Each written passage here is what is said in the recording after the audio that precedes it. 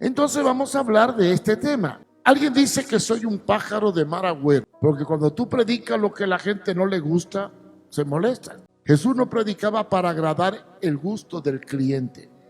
Él predicaba para confrontarlos con la verdad. Y hoy voy a hablarle de eso. ¿Por qué el cristianismo está en ataque y decadencia? En el año 1978 publiqué un librito pequeño que se llamaba El ocaso del cristianismo y analizaba cosas que iban a ocurrir. Algunos pastores me dijeron que yo era muy negativo y que era un pájaro de mal agüero, porque solo cosas negativas hablaba del futuro, porque el futuro iba a ser glorioso, venían tiempos de prosperidad, de conquista, etcétera, etcétera, etcétera. Y yo decía en el libro que lo que venía era cosas tremendas y enumeraba una serie de cosas que están en este libro, lo reproducí. Después, en el año 2022 al 25, me puse a analizar la realidad. Cogí ese librito que ya me había olvidado de él y vi que todo lo que había dicho, que era teoría bíblica, hoy es realidad patente. Y es que vivimos ya en el cumplimiento profético de los últimos años. No podemos negar que desde el año 1962 empezó el ataque contra Dios y contra la iglesia. Me preguntarán, ¿y cómo empezó ese ataque contra Dios y contra la iglesia? Pues en el libro relato cómo comenzó a desterrarse o a sacar a Dios de la vida social. En el año 1962, una abogada llamada Marilyn Murray O'Hara, atea, vio que a su hijo le daban clases bíblicas y lloraban antes de empezar las clases y puso una demanda para prohibir en las escuelas públicas de los Estados Unidos la lectura de la Biblia y la oración. Esta propuesta de ella fue el desalojo de Dios de las escuelas norteamericanas. Y ganó, sí ganó. Logró que la Corte Suprema de Justicia de los Estados Unidos prohibiera la oración y la Biblia en las escuelas. Ella usó a su hijo y ese hijo que ella usó para desalojar a Dios de las escuelas, después se convirtió y ahora es un pastor que ayuda a los inmigrantes. ¿Y saben cuál fue el final de Marilyn O'Hara? En el libro lo relato. Fundó una organización atea para destruir a Dios y los mismos de su organización la secuestraron, la asesinaron y la descuartizaron. En el libro relato toda la historia. Pero desde entonces las escuelas norteamericanas fueron invadidas por la violencia, el sexo y las drogas. Qué terrible fue. Después viene un fenómeno que todos conocen que se llama el comunismo. Y en el libro relato la historia del origen del ateísmo. ¿Cuándo comenzó el ateísmo? Comenzó como consecuencia de un cristianismo fatuo. ¿A qué le llamo cristianismo fatuo? A un cristianismo que se basa en palabra pero no en vida. Entonces, este cristianismo fatuo desencadenó que Engels y Marx, dos grandes escritores, expresaran un pensamiento: la religión es el opio de los pueblos. ¿Qué decía Marx y Engels? Que la religión era un opio. ¿Por qué era un opio? Vamos a ver por qué. Porque la iglesia estaba alineada al lado de los poderosos y de los políticos y oprimía al pueblo y los explotaba. Entonces vino Lenin, que era un ruso muy analítico, y pensó dentro de sí: bueno, aquí nosotros estamos luchando porque nos den pan.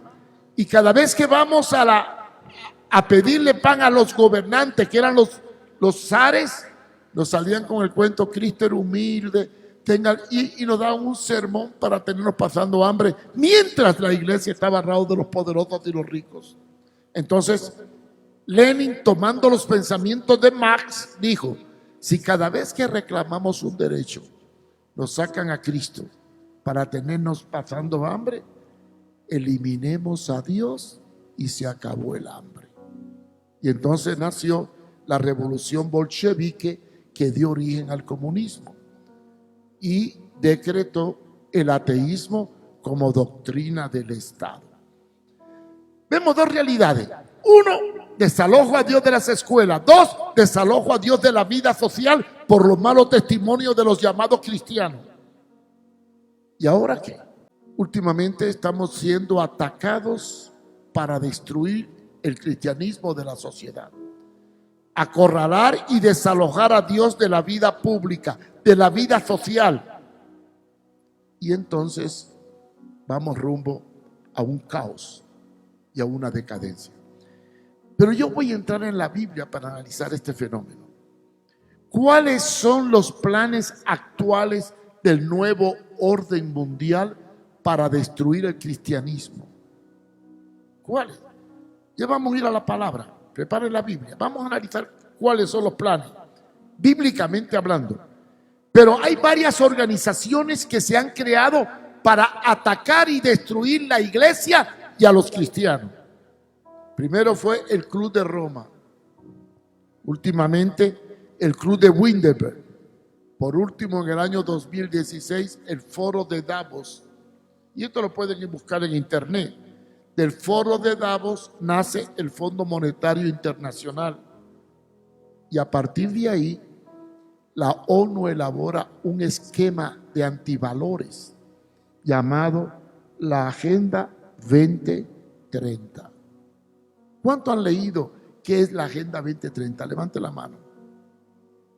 Bueno, son 17 puntos, pero el 4 y el 5 tiene que ver con el fundamento de la iglesia y de la sociedad. ¿Qué propone el Foro de Davos? Destruir los valores tradicionales para establecer los antivalores como norma de conducta. Y necesitan dos cosas. Uno, imponer un nuevo orden mundial, el reseteo. ¿Saben qué significa la palabra resetear? Levanten la mano. Poquito. Resetear es reiniciarlo todo de nuevo, borrando todo lo anterior. Hay que eliminar la iglesia, hay que eliminar la familia, hay que eliminar los valores para establecer un nuevo esquema, el nuevo esquema de valores. Y para ello necesitamos, uno, destruir el cristianismo y dos, reducir la población para poder dar paso al panorama. Ahora que vamos a la Biblia. La Biblia habla de una trinidad diabólica que está en el libro de Apocalipsis. 3 personajes al servicio de Satanás. El anticristo, que será el gobernante mundial, del cual habla la Biblia y nos lo menciona Juan en una epístola. El falso profeta y la bestia. 3 personajes que van a preparar el camino para el advenimiento del nuevo orden mundial. Pues bien, ahora vamos a la Biblia. ¿Tienen su Biblia ahí? Busquen Apocalipsis. Ayer estaba dando una conferencia sobre Apocalipsis. Es un libro muy difícil de entender porque es muy tipológico y simbológico. Juan tuvo que explicar cosas futuras con un lenguaje muy limitado, sin ninguna tecnología, y tuvo que usar símbolos y cosas abstractas para ilustrar cosas futuras. Y en el capítulo 6, versículo 8, está la clave del plan del nuevo orden mundial. Habla de un caballo amarillo y el que lo montaba tenía el poder de matar. Le seguía la muerte y el infierno. Y le fue dada potestad, la palabra potestad es poder, de matar a la 1/4 parte de la tierra. Y todos saben matemáticamente, la cuarta parte de 100 es 25. O sea, que este caballo amarillo tenía el poder de matar al 25% de la población mundial. Pero ahora viene la pregunta, ¿y cómo la iba a matar? Dice, para matar con espada, hambre y mortandad. Espada, hambre y mortandad. De ahí nos vamos a Mateo, si quieren anótenlo, pero Mateo 24, 7 y 8 habla de guerra, rumores de guerra, pestes, hambre y terremotos y fenómenos naturales. También lo dice Lucas capítulo 21, versículos 25 y 26. Pero no hace falta ir a esos versículos que respaldan lo que Juan revela en Apocalipsis. Vamos a hablar de matar a espada. Claro, no podían usar ametralladora ni bomba porque no existía, ¿verdad? El arma de pelea era la espada, el arco y la flecha. Entonces, matar con espada, está hablando de guerra donde la gente se va a matar. Y miren el panorama que tenemos, donde quiera hay guerra. En el Medio Oriente, ahí tenemos lo que está pasando en Israel, que por cierto, para poder entender la guerra en Israel con los palestinos, hay que estudiar Ezequiel capítulo 38. Y para conocer el papel de Israel en los últimos tiempos, hay que leer Ezequiel 37. Pero cuando habla de espada, habla de guerras. Y Cristo habla de guerras y rumores de guerra. Después habla de hambre. El hambre. El hambre tiene que ver con la escasez de alimento. La escasez de alimento tiene que ver con la inflación. La inflación significa inflar los precios. ¿Y por qué los precios suben? Es interesante. ¿Por qué todo es más caro? Miren, en Estados Unidos de Norteamérica hace 6 meses que yo fui, bueno, yo tengo que ir a Miami para chequeo médico, ¿verdad? Y me encontré que una docena de huevos valían $2.50. 12 huevos, $2.50 de dólar. Ahora que fui en diciembre, 12 huevos valían $6. Si lo llevamos al precio hondureño, 150 lempiras, 12 huevos.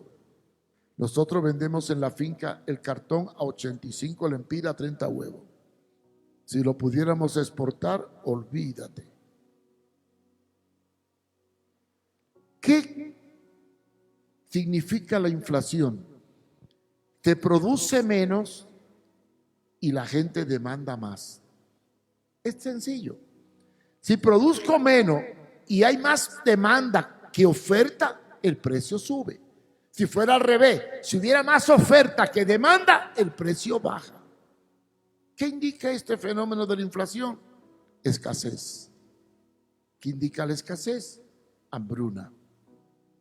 ¿Por qué hay escasez?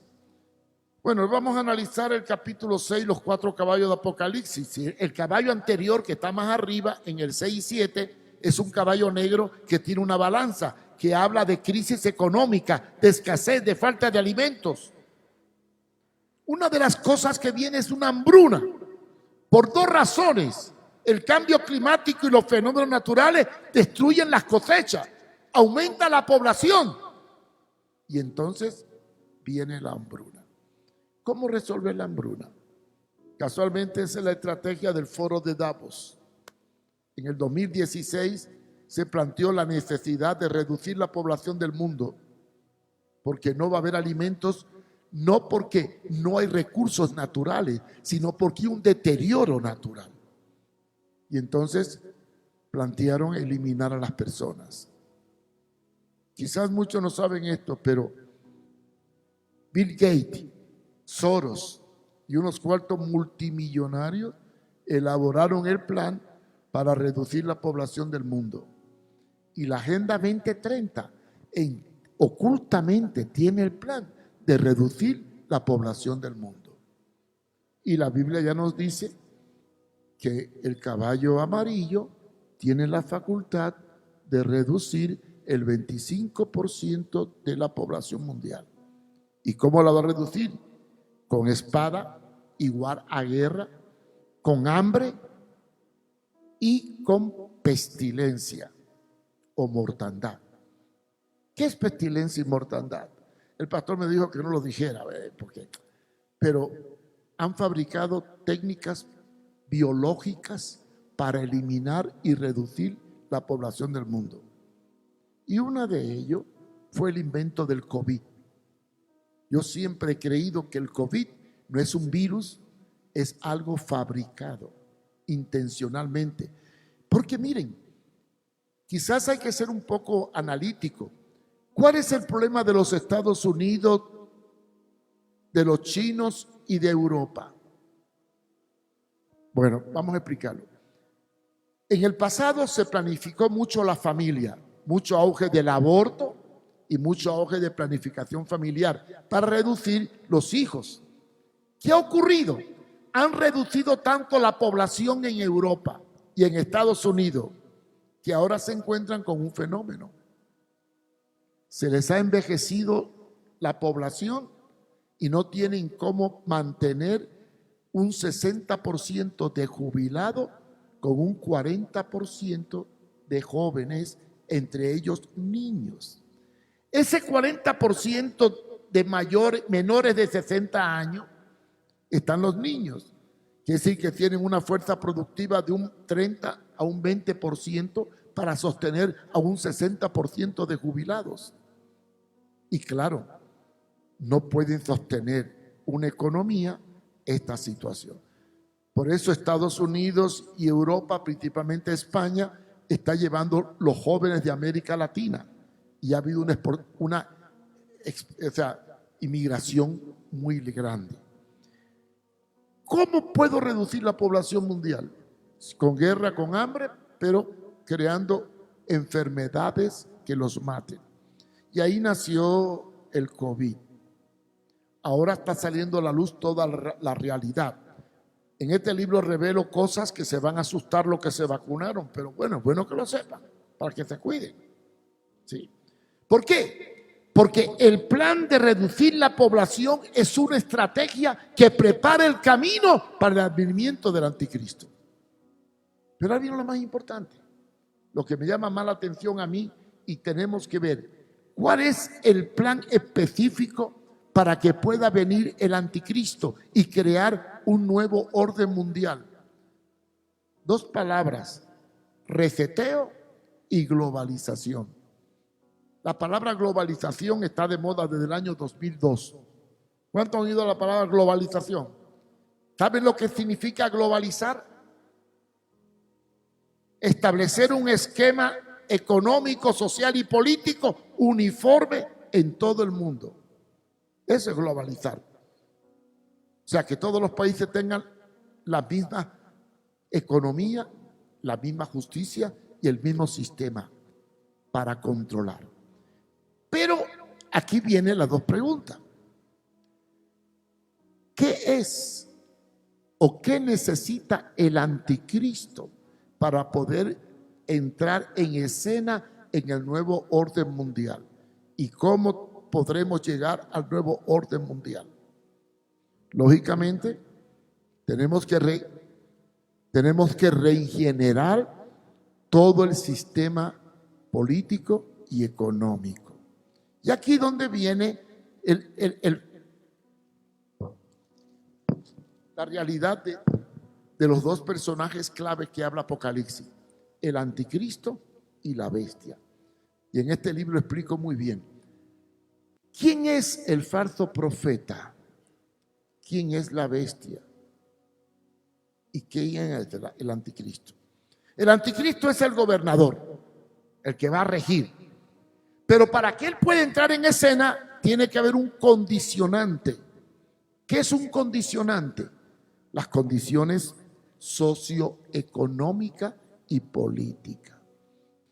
¿Cuál es el mayor estorbo que puede tener el anticristo para que le adoren, como dice Apocalipsis capítulo 13? El cristianismo. Sí, el cristianismo. Entonces, para destruir el cristianismo, tiene que venir el falso profeta. Siempre pensamos que el falso profeta es el ecumenismo, o hemos creído eso, ¿verdad? O que el falso profeta es una nueva religión. No, el falso profeta no es nada más que la destrucción de los valores tradicionales de la fe cristiana mediante la imposición de nuevos esquemas de valores. Es la promoción de todo lo contrario de lo que la Biblia enseña. Primero, desterrar a Dios de las escuelas, desterrar a Dios de la sociedad, desmistificar a Jesucristo. Miren cómo está el mundo. Usted va a un programa de televisión en cualquier país del mundo con una camiseta con símbolos satánicos y no tienes problema. Sale a un campo de fútbol con un mensaje de una cerveza o de lo que sea y no tienes problema. Pero sal con una camiseta que diga Jesucristo es el Señor.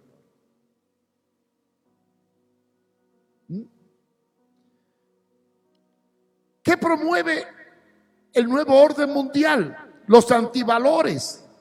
¿Cuáles son los antivalores? Todos los valores. ¿Cuáles son los valores para la iglesia? La vida. ¿Cuál es el valor para el nuevo orden? El aborto, el crimen. ¿Cuál es el valor del cristianismo? La familia. ¿Cuáles son los antivalores del nuevo orden mundial? La ideología de género. ¿Cuáles son los valores del cristianismo? La moral, la castidad, la pureza. ¿Cuáles son los valores, los antivalores del sistema? La promiscuidad, la pederastía, la homosexualidad. Entonces, nos enfrentamos a un mundo que va a legalizar la droga, está legalizando todo lo que la Biblia condena. ¿Y saben qué conlleva esto? Imagínense, si combatir la inmoralidad se convierte en delito porque lo inmoral es legal, ¿qué va a pasar con los que prediquen la moral? ¿Qué le pasó a un pastor en Suecia en el año 2002? Porque puso un rótulo que decía, la homosexualidad es el cáncer social. Fueron los movimientos gay, los grabaron, lo llevaron a la corte, le pusieron una multa y lo sentenciaron a prisión por un tiempo. ¿Qué significa el nuevo esquema de antivalores? La destrucción de los valores. Entonces, cuando la iglesia predique la verdad en un mundo lleno de falsedad, va a cometer un delito. Porque una vez que se legalice lo inmoral, predicar contra eso será atentar contra el sistema. Y claro está, tenemos que preparar las condiciones del sistema para que venga el anticristo. Segunda de Tesalonicenses, capítulo 2, versículo 4. ¿Cómo puede entrar en escena el anticristo si no destruimos primero los valores de la fe? Crear el esquema de antivalores con el cual va a regir los destinos de la humanidad. ¿Quién es el anticristo? El que busca el culto como un Cristo. Por eso se llama anticristo. Desplaza a Cristo para ocupar el lugar de Cristo. Y Cristo significa ungido. Dice segunda de Tesalonicenses 2:4, hablando del hijo de perdición, el cual se opone y se levanta contra todo lo que se llama Dios y es objeto de culto. Es el papel del anticristo. Se levanta contra todo lo que se llama Dios y es objeto de culto, tanto que se siente en el templo de Dios como Dios, haciéndose pasar por Dios. ¿Y cómo puede surgir un personaje que la gente le rinda culto si no destruimos primero la tradición cristiana como principio social? ¿Saben ustedes que no se nota en Honduras porque estamos todavía en avivamiento? Pero si tú vas a Europa, a Estados Unidos, muchas iglesias lindas ahora son edificios como monumentos. ¿Saben ustedes que en los países europeos y Estados Unidos crece más el escepticismo que el cristianismo? ¿Saben ustedes que el satanismo está ganando ventaja y que la influencia satánica con el esoterismo se está colando aún en los púlpitos evangélicos con mensajes que parecen evangélicos pero tienen trasfondo diabólico, porque predican todo lo contrario de lo que Cristo enseñó? Cuando predicamos la prosperidad y el deseo de tener, estamos despertando la ambición. Y recuerden muy bien, uno de los pecados más condenados en la Biblia es la codicia. El 10º mandamiento. Cuando tú predicas el tener más que el ser, estás predicando un mensaje adaptado a los intereses de Satanás. Dice la Biblia claramente que para que el anticristo venga, tenemos que destruir la religión tradicional y los valores tradicionales para que entonces él se entronice y reciba el culto. Entonces ya el falso profeta está aquí. Es la destrucción del cristianismo mediante la imposición de los antivalores, la promoción del aborto libre, la promoción de la droga. Mire, yo estoy preocupado porque uno de los candidatos que anda por ahí promovió hace tiempo la legalización de la marihuana. Y en el estado de Colorado se legalizó la marihuana y ahora tienen un problema tremendo de salud mental en muchos jóvenes. Ya tenemos el falso profeta trabajando, destruyendo la moral, los valores, desalojando a Dios de las escuelas, desalojando a Dios de la sociedad, desalojando a Dios del medio. Pero, ¿y la bestia? Para que el anticristo venga, tiene que primero el falso profeta hacer la obra de imponer los antivalores. Pero, ¿y cuál es el papel de la bestia para que el anticristo pueda venir? Bueno, vamos ahora a Apocalipsis, capítulo 13. ¿Qué es la bestia? Ya la bestia está aquí, la tenemos aquí, ya está aquí, trabajando en el mundo. Y no, la bestia y el anticristo y el falso profeta no son dos personajes, son dos sistemas que se establecen para preparar el terreno del advenimiento del anticristo, el cual recibe culto y se convierte en el centro del nuevo orden mundial. Apocalipsis capítulo 13, versículo 16. Noten que dice: hacía que todos, pequeños y grandes, ricos y pobres, libres y esclavos, se le pusiese una marca en la mano derecha o en la frente. Bueno, vamos a hablar de la marca. Antes creían que van a poner un chip aquí o una marca aquí.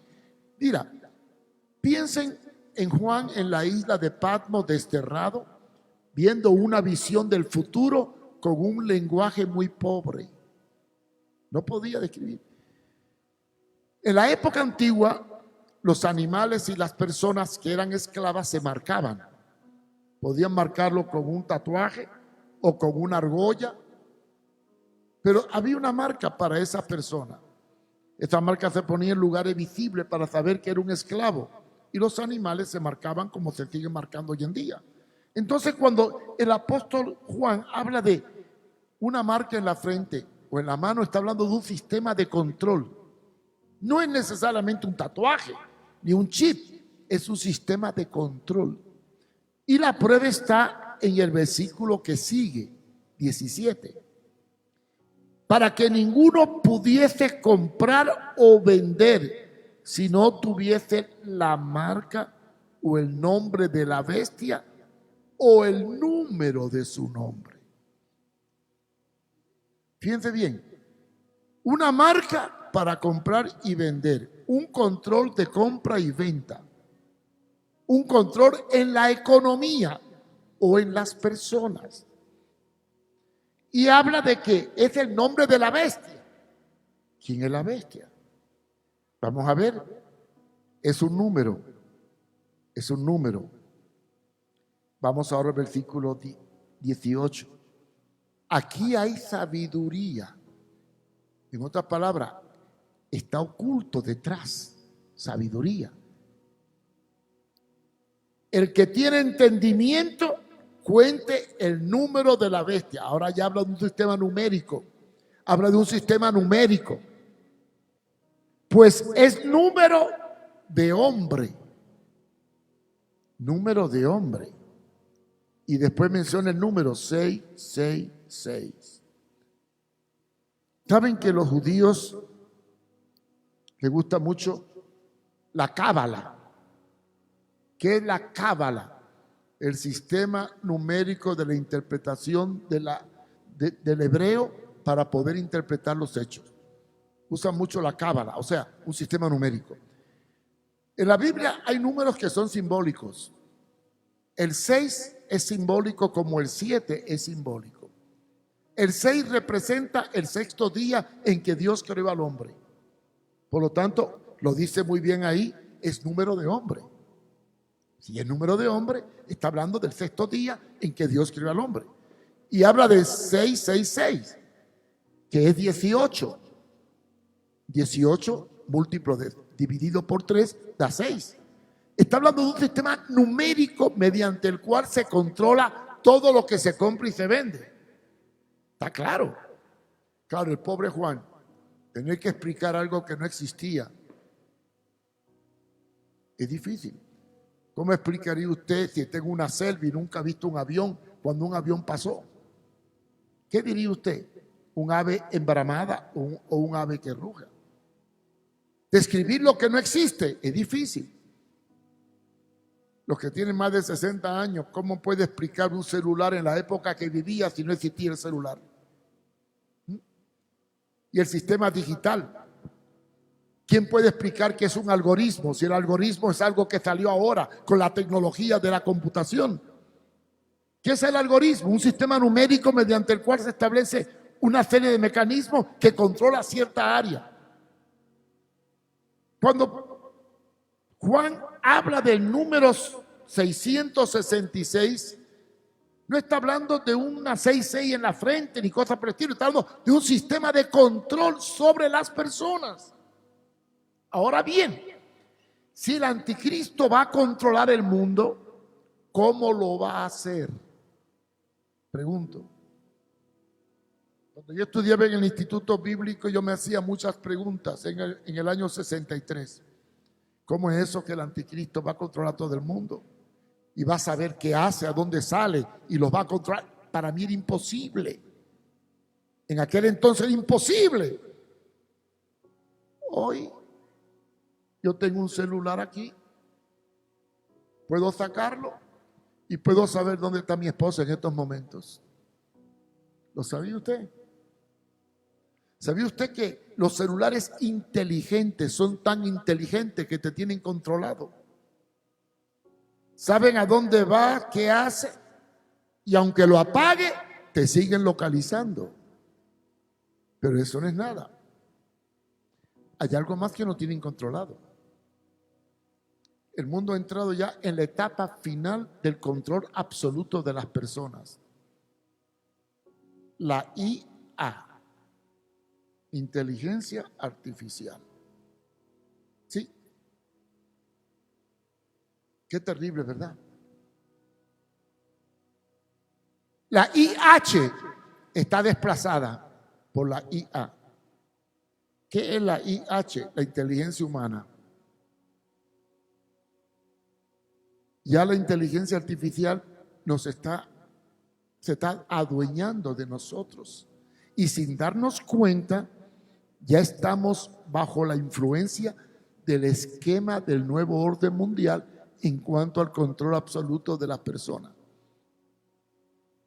Y yo no digo que sea mala la inteligencia artificial ni la tecnología. La tecnología es buena, yo la uso. Es más, hay una tarjetita por ahí que la pueden pedir, tengo una página web y es bueno. Y miren, el otro día hice un experimento. Estoy escribiendo un libro nuevo que se llama Ecología. Y un muchacho que sabe mucho me dijo, Mario, ¿y por qué no te lo pasa a la inteligencia artificial para que te lo revise? Y yo cometí el error de pasarlo por la inteligencia artificial. Y sí me lo revisó, pero me lo destruyó. Porque me simplificó todo de forma tal que dejó de decir lo que yo quería decir y dijo lo que ella quería decir. Redujo los pensamientos a 3 palabras. Quitó el estilo y puso su estilo. Yo no digo que sea mala la inteligencia artificial. Quizás para revisar tu ortografía puede ser buena. Pero ¿hasta dónde hemos llegado para que nos controlen? ¿Qué es la bestia? En el sentido de la palabra de Dios, un control absoluto de las personas. Y en este libro lo explico muy bien. Entonces, ya tenemos todo el panorama preparado para que se cumpla la profecía bíblica. La iglesia está en crisis porque hay escándalos. Está siendo atacada. ¿Y por qué la iglesia está siendo atacada? Porque tiene 2 opciones. O se define como iglesia de acuerdo a la palabra, o se define como iglesia de acuerdo al sistema. Y ya con esto voy a terminar. Vamos a ir a Apocalipsis, al capítulo 3.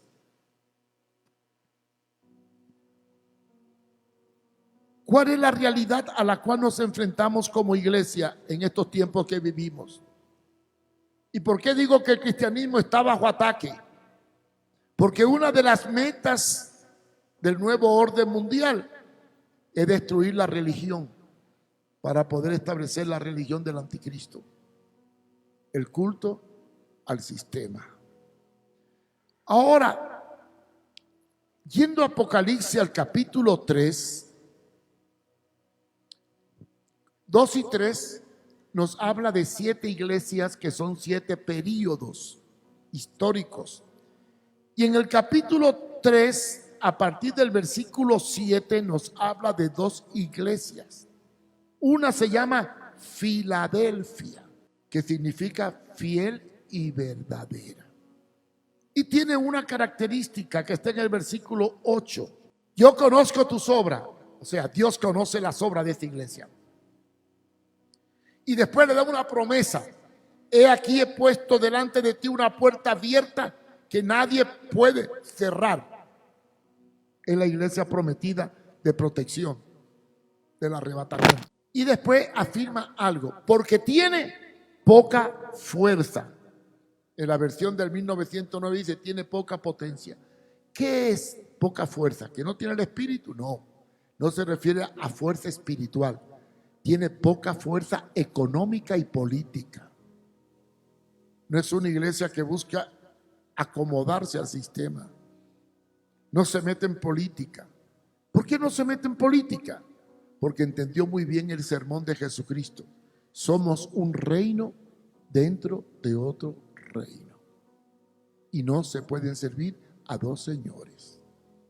El evangelio que yo predico y que usted predica no es el evangelio de haz lo que quiera, es el evangelio del reino, donde tú eres un siervo, la iglesia es un reino y yo soy un mayordomo. Ese es el concepto. Y después dice, fíjate bien, porque tienes poca fuerza, pero has guardado mi palabra. Ha guardado su palabra. No interpreten mal la Biblia. Muchos guardan la palabra en la cómoda cuando llegan a la casa y no abren la Biblia en toda la semana. No, no habla de guardar la Biblia. Habla de guardar la palabra en nuestras vidas, en nuestro estilo de vida. Que la gente cuando nos vea a nosotros no nos puedan señalar como hipócritas o farsantes. Guarda la palabra, o sea, que vive, la encarna. Somos cartas escritas no con tinta, sino con el Espíritu del Dios vivo. Y después dice, y no has negado mi nombre. Mantiene en alto el nombre de Jesús.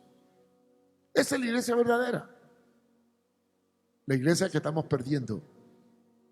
Porque hay iglesias que no parecen iglesia, que parecen teatro, centro de distracción, mercado de oferta barata, pero la iglesia que guarda su palabra tiene que sufrir consecuencias cuando la palabra sufre escarnio.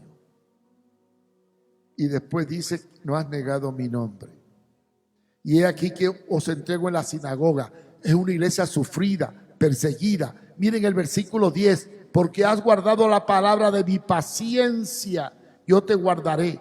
Una iglesia que va a ser sufrida en los últimos tiempos. Y voy a ser sincero, el tiempo que viene para la iglesia es un tiempo difícil para aquellas que mantienen la verdad. Va a ser fácil para aquellas que se alinean, pero las que mantienen los principios van a sufrir, porque vienen tiempos tremendos. Ahora vamos a ver la iglesia falsa. ¿Cómo describe Apocalipsis la iglesia falsa? Váyanse al versículo 14. La iglesia de la Odisea. Miren, no hace falta ser muy teólogo ni muy experto para entender lo que dice la Biblia. Es tan sencillo. Dice 15, yo conozco tus obras. También conoce las obras de esta iglesia el Señor, pero las obras son diferentes a la otra. Dice que no eres ni frío ni caliente, ni chicha ni limonada. O sea, se mueve según la circunstancia. Ojalá fuese frío o caliente. Ojalá estuviese definida. Pero una iglesia que no se define, se mueve de acuerdo a la circunstancia, se adapta al sistema, lo absorbe todo. No tiene identidad propia. Ha terminado absorbiendo al mundo dentro de sí misma. Y por eso dice 16, mas como eres tibio, un tibio es una persona intermedia que ni es ni caliente ni frío, así, yo te vomitaré. Es una iglesia que Dios vomita. ¿Por qué la vomita? Porque es tibia. ¿Por qué es tibia? Porque no se define, no tiene los conceptos claros, se vende, absorbe al mundo en vez de estar predicando contra el mundo, porque no somos del mundo, aunque estamos en el mundo.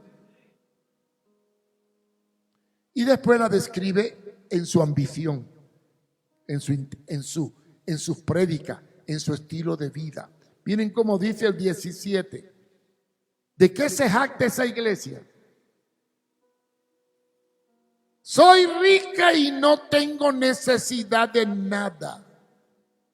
La anterior tiene poca fuerza, no niega su nombre y guarda la palabra. Esta ni se define, es tibia, busca riqueza, busca posición y no tiene necesidad. ¿Y por qué no tiene necesidad? Porque el que se adapta al sistema no tiene problema. ¿Quiénes son los que tienen problema? Los que no se acomodan a este siglo. Y después dice, y no tiene necesidad de ninguna cosa. Y como la juzga el Señor, y no conoces que tú eres miserable, pobre, ciega y desnuda. Mire, más claro no canta el gallo. La iglesia corrupta es la iglesia que se adapta al sistema, que se vende, que juega, que busca la prosperidad y el negocio y no la entrega y el sacrificio. Por eso, la verdadera iglesia en los últimos tiempos va a estar en crisis. La Biblia habla de una decadencia espiritual tremenda. Fíjense lo que dijo Jesucristo. Y cuando el Hijo del Hombre venga, ¿hallará fe en la tierra? ¿Cómo estará la iglesia en los últimos tiempos? Ya lo podemos ver. Hay iglesias que ya no predican el evangelio de Jesucristo, predican el evangelio de oferta barata. Ya predican un sermón para que la gente salga contenta. Con rótulos dicen, pare de sufrir, para llenarse, porque nadie quiere sufrir. Si yo pusiera, prepárese para sufrir, nadie viniera. Pero la iglesia en los últimos tiempos va a sufrir la persecución previa al advenimiento del anticristo, porque los valores van a tratar de ser destruidos. Y cuando la iglesia se oponga a estos antivalores, indudablemente va a sufrir consecuencias. ¿Qué pasa con la iglesia en Honduras? Bueno, gracias a Dios ahorita vamos a entrar a un preámbulo de aparente quietud, porque ya en los Estados Unidos de Norteamérica se ha frenado la ideología de género, se está frenando muchas inmoralidades que antes eran norma. Porque miren, yo estaba asustado en Washington, D.C., a las madres, a los niños de 6 años ya le estaban dando tratamiento de hormona para hacerlos del sexo opuesto. Y si la madre se oponía, le quitaban el niño. Ya estaba por ese camino. Gracias a Dios que ahora se detuvo. Pero va a ser un momentito nada más. Esto es un respiro. Pero miren, yo no quisiera que ocurriera lo que la Biblia dice que va a ocurrir. Yo no puedo orar para que el Señor detenga el cumplimiento profético. Yo tengo que orar para que Dios nos prepare para enfrentar el cumplimiento profético. Yo no voy a poder evitar que lo que ocurra, ocurra, porque cielo y tierra pasará, pero mi palabra no pasará. Pero sí tenemos que preparar a la iglesia para enfrentar los tiempos difíciles que vienen. No podemos negar que ya estamos viviendo tiempos difíciles. Vaya al supermercado a comprar para que vea. Ya el empira perdió la pluma y hasta el taparrabo. Ya no podemos negar que estamos viviendo un tiempo donde la apostasía está reinando por todos lados.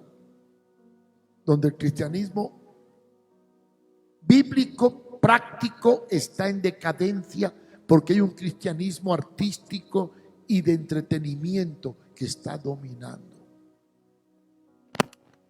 Ya no tenemos gente que sirven al Señor todos los días, sino nada más que el domingo. Ya no tenemos una iglesia que está dispuesta al sacrificio, sino a la comodidad. Ya no estamos en una iglesia que está dispuesta a predicar a tiempo y fuera de tiempo. Y van a venir momentos, y ojalá que vengan, que el Señor dé una sacudida para saber quién es quién. Porque los tiempos que vivimos, hermanos, son tiempos malos. Y no puedo predicarle un mensaje de que vendrán tiempos mejores, porque si yo dijera, vienen tiempos mejores, haría mentiroso al apóstol Pablo cuando dijo, vienen tiempos peligrosos. No puedo predicar. Lo peor está por venir y la iglesia tiene que prepararse proféticamente y espiritualmente para mantener aquello que el Señor nos ha legado. Defender la familia, defender la vida, proclamar los valores. Y si por predicar los valores nos meten preso, no llore. Haga como Pablo cuando lo metieron preso en la cárcel de Filipo. En vez de llorar y lamentarse y quejarse, cantaba a medianoche alabando al Señor. Porque fácil es cantar cuando estamos contentos, pero es mejor cantar cuando reina el dolor. Preparémonos, hermanos. 2025 va a ser un año muy crítico para la humanidad. En el 2026 vamos a ver cosas tremendas. Yo espero que el Señor me lleve pronto. Pero preparémonos para lo peor, aunque ocurra lo mejor. Y yo le recomiendo, lea la Biblia más. Estudie las profecías.